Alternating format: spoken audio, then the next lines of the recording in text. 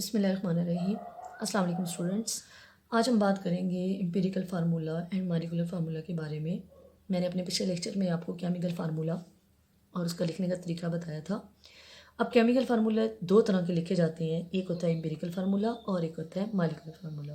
पहले बात करते हैं एम्पिरिकल फार्मूला क्या होता है।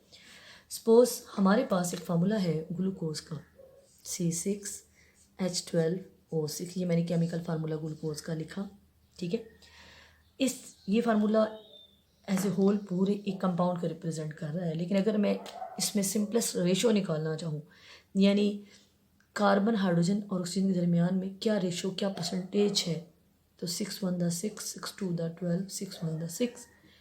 इट मीन्स इनमें सिंपलेस्ट रेशो ये हुई C1H2O1।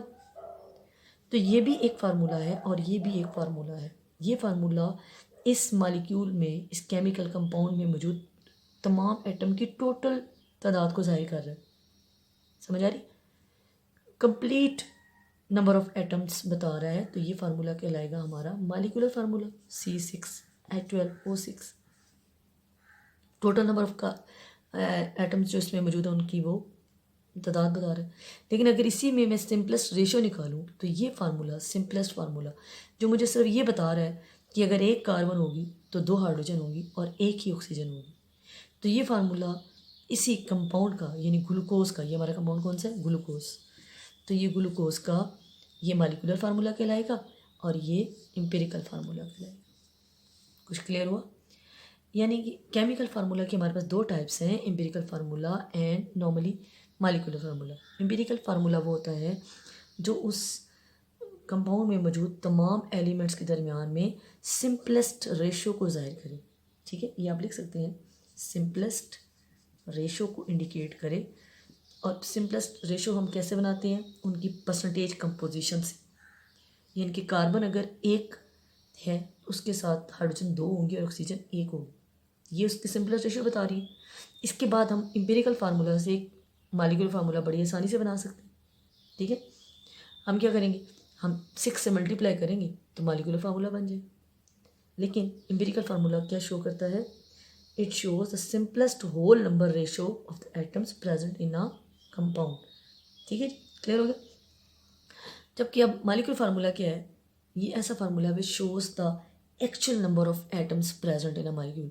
अब ग्लूकोज के फार्मूले में एक्चुअल नंबर 6 कार्बन है, 12 हाइड्रोजन है और 6 ऑक्सीजन है। तो ये हमारा क्या हुआ, मॉलिक्यूलर फार्मूला, ठीक है। उसके बाद हम एम्पिरिकल फार्मूला से मॉलिक्यूलर फार्मूला बड़ी आसानी से बना सकते हैं। हमारे पास एक फार्मूला है जिसके ज़रिए से कि molecular formula will be equal to empirical formula, ठीक है, इनटू n। अब यहाँ पर n क्या है, n में भी 1 2 3 4 ये होल नंबर हो सकते हैं कोई भी। सपोज इसमें n क्या है, अब मेरे पास फार्मूला है ग्लूकोज का, एम्पिरिकल फार्मूला। मैंने मिसाल के तौर पर इसका मॉलिक्यूलर निकालना है तो मैं एम्पिरिकल लगाऊंगी पहले, ठीक है, और इसको मैं 6 से मल्टीप्लाई कर दूँगी।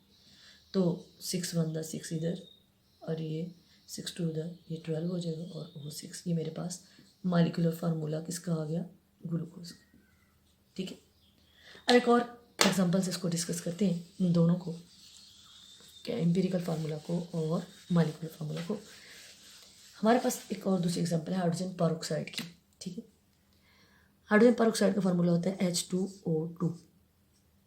अब इनमें सिंपलेस्ट रेशो है जी है 2 1 2 1, तो HO इसका एम्पिरिकल फार्मूला हो और H2O2 हाइड्रोजन परऑक्साइड का ये क्या है, हाइड्रोजन पर ऑक्साइड, ठीक है। तो ये इसका मॉलिक्यूलर फार्मूला हो, ये क्योंकि सिंपलेस्ट रेशो इंडिकेट कर रहा है और ये उसमें टोटल तादाद बता रहा है एटम्स की कितने मौजूद है, ठीक है। इसके अलावा एक और एग्जांपल भी हमारे पास बेंजीन की देख लें। फार्मूला इसका C6H6। अब मुझे ये बताइए C6H6 में सिंपलेस्ट रेशो है, जी हाँ CH, इसका एम्पिरिकल फार्मूला हो। लेकिन ये जो C6 और H6 है, जिसका होल नंबर शो हो रहा है, ये इसका मॉलिक्यूलर फार्मूला, ठीक है।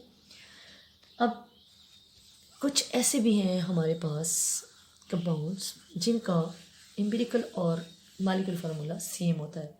सपोज सिंपल एग्जांपल वाटर ले लेते हैं, और वाटर में मैं इसको कैंसिल आउट नहीं कर सकती, इसमें सिंपलेस्ट रेशियो मुझे नज़र नहीं आ रही, यही सिंपलेस्ट रेशियो जो लिखी हुई, मतलब सिंपलेस्ट रेशियो मतलब कम से कम। हाँ, इनके आपस में क्या रिलेशन है, इनके दो, ये जाहिर कर रहा है ना, 2 हाइड्रोजन होगी तो 1 ऑक्सीजन होगी, तो फिर ये वाटर का यही फार्मूला एम्पिरिकल भी कहलाएगा और यही फार्मूला मॉलिक्यूलर भी कहलाएगा। यानी कि जिनमें सिंपलेस्ट रेशियो नहीं है वो खुद ही अपना एम्पिरिकल फार्मूला भी है और मॉलिक्यूलर फार्मूला भी। ये मैंने आपके सामने लिखा है, कार्बन डाइऑक्साइड भी, ठीक है। इसके अलावा भी ये तो हम बात कर रहे थे, जितने भी अभी मैंने एग्जांपल डिस्कस किए हैं ये मैंने सारी कोवलेंट कंपाउंड की डिस्कस किए हैं। अब ज़रा एक एग्जांपल आयनिक कंपाउंड की देखते हैं। आयनिक कंपाउंड आप जानते हैं, मोस्ट फेमिलियर आयनिक कंपाउंड हमारे पास NaCl। आयनिक कंपाउंड आपको पता है कि क्रिस्टल लैटिस के फॉर्म में होते हैं और ऑपोजिटली चार्ज इसको सराउंड किए हुए होते हैं और इन्होंने ओवरऑल अपने आप को न्यूट्रल बनाया हुआ होता है, लेकिन हम इसको एक फार्मूला यूनिट से रिप्रेजेंट करते हैं और ये है फार्मूला यूनिट, यानी कि इसकी सिंपलेस्ट फॉर्म। इसका मतलब ये नहीं है कि इसमें एक ही सोडियम एक ही क्लोराइड है, बल्कि सोडियम क्लोराइड का मतलब ये हुआ कि एक सिंपलेस्ट यूनिट ये, इसमें एक सोडियम के सराउंड किया हो सकता है, क्लोरीन क्लोराइड बहुत सारे और एक क्लोराइड को बहुत सारे सोडियम ने सराउंड किया होता है, टोटल ओवरऑल इनको न्यूट्रल बनाया होता है। ये जो है वो क्रिस्टल लैटिस बनाते हैं, ठीक है। तो इनमें हमारे पास क्या हम एम्पिरिकल और मॉलिक्यूलर फार्मूला लिख सकते हैं आयनिक कंपाउंड का? हम किसकी बात करें? For ionic compound.